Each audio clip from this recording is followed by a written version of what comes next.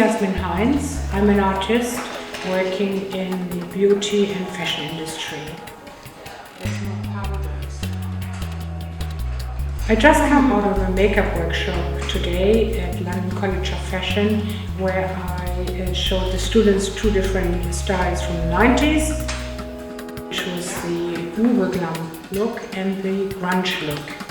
The students' task today was to recreate these two looks. I brought references showing them the Uber Glam models like Cindy Crawford, Helena Christensen, Linda Evangelista, Carla Bruni, and the grunge reference was Kate Moss, Courtney Love, Drew Barrymore, for instance. It was quite interesting for me to see how they managed this challenge.